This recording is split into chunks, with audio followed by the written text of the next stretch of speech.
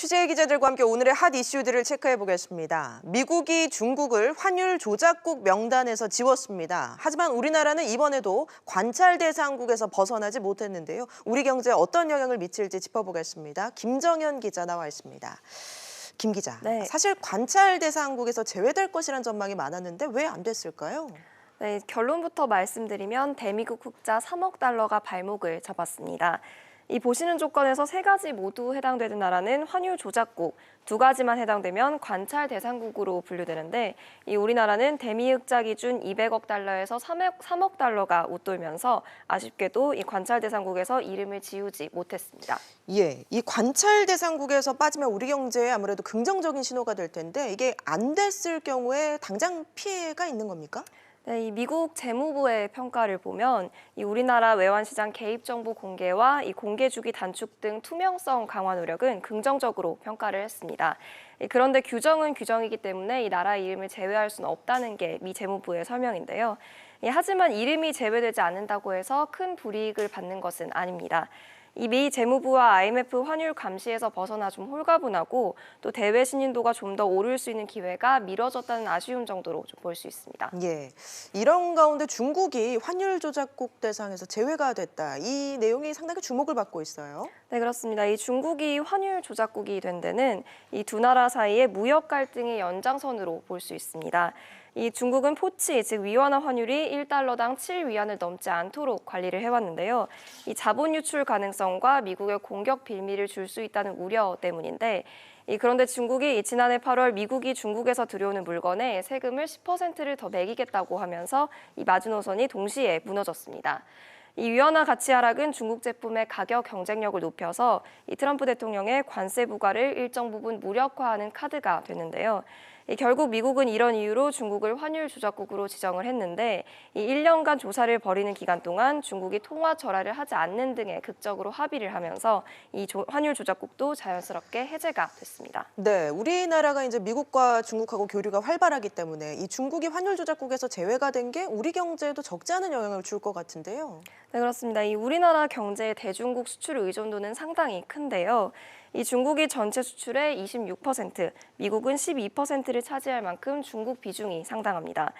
특히 중국으로 수출하는 제품의 80% 가까이는 이 중국에서 완제품으로 만들어져 미국으로 수출되는 중간재인데요. 즉 중국이 환율 조작국으로 불이익을 받으면 우리나라도 나쁜 영향을 받는데 그에 반대가 됐으니 우리나라로선 좀 반가운 부분이 아닐 수 없습니다. 알겠습니다. 김 기자 얘기 잘 들었습니다.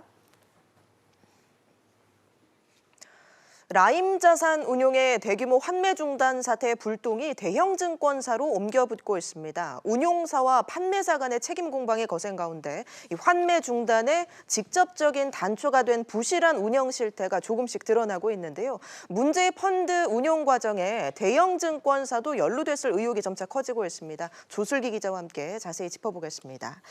조 기자, 네. 이 대규모 환매 중단 사태에 증권사들도 관여가 됐다는데 뭐 새롭게 발견될 사실이 있는 겁니까? 네, 현재 환매가 중단된 펀드가 크게 3개입니다. 예. 환매가 중단된 이 3개의 모펀드는 이 다수의 자펀드들을 통해 이 모집한 이 자금, 투자받은 이 자금으로 집중적으로 운용이 돼 왔습니다.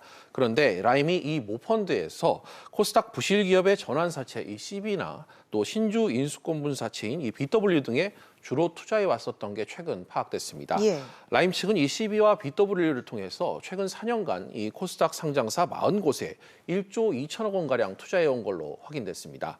특정 기업의 지분을 5% 이상 취득하면 의무적으로 이를 밝혀야 하는 이 지분 대량 보유 공시 의무 규정에 따라서 취득한 지분을 직접 이 취합한 이 결과인데요. 문제는 이 현금화나 유동화가 어려운 이런 고수익 사모채권 이 지분 취득 공시에 대형 증권사 중 하나인 KB투자증권의 이름이 올라왔던 겁니다. 예, 그럼 이 라임 사태에 KB증권도 공모했다 이런 정황이 발견됐다는 뜻인가요? 네, 현재로서는 그렇게 볼 수 있을 것 같습니다.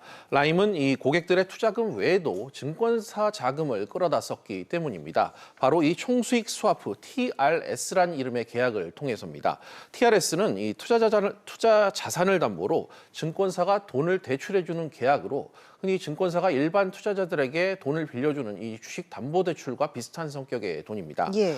이 라임은 이 TRS 계약을 통해서 코스닥 사모채권에 고객 투자금 또 증권사 자금을 집중 투자했는데요. 현재 환매가 중단된 모펀드 중 하나인 이 테티스 펀드가 바로 코스닥 기업의 CB와 BW에 집중적으로 투자해 왔습니다.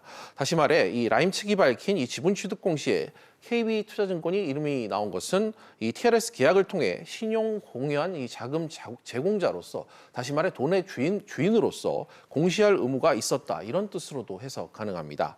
현재 라임과 KB증권이 맺은 TRS 계약 규모는 금감원과 KB증권 모두 밝히지 않고 있어 정확한 규모는 밝혀지지 않은 상태입니다.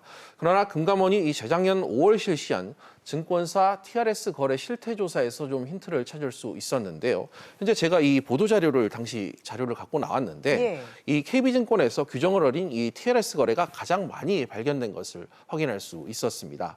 따라서 이번 라임 측과 맺은 TRS 거래에서도 문제가 그만큼 발생했을 소지가 컸다는 걸 좀 유추할 수 있을 것 같습니다. 알겠습니다. 또 지금 이 피해자라고 항변하고 있는 신한금융투자 이번 라임 사태의 중심에 서 있는데요. 금융당국이 그러니까 이 라임 운용이 부실 펀드에 투자를 하는 과정에서 신한이 공모를 했다 이렇게 지금 보고 있다면서요? 네, 신한금투는 현재 환매가 중단된 또 다른 모펀드 중 하나인 무역금융펀드와도 연관이 돼 있습니다. 라임과 신한금투가 역시 TRS 계약을 체결하고 무역금융펀드 상품 기획과 판매에 개입한 혐의를 지금 받고 있습니다. 전체 6천억 원의 펀드 규모 중 3,500억 원이 바로 이 신한금투와 맺은 TRS를 통해 공급됐습니다. 그래서 신한금투와 라임이 사전에 공모했다고 금감원은 보고 있는데요. 특히 이 펀드의 주요 투자처인 미국 헤지펀드 운용사가 작년 말 다단계 금융사기 혐의로 제재를 받은 사실이 확인되는 등 사기 혐의까지 지금 받고 있어서 검찰 수사를 목전에 두고 있는 그런 상황입니다. 예, 알겠습니다. 주슬기 기자 잘 들었습니다.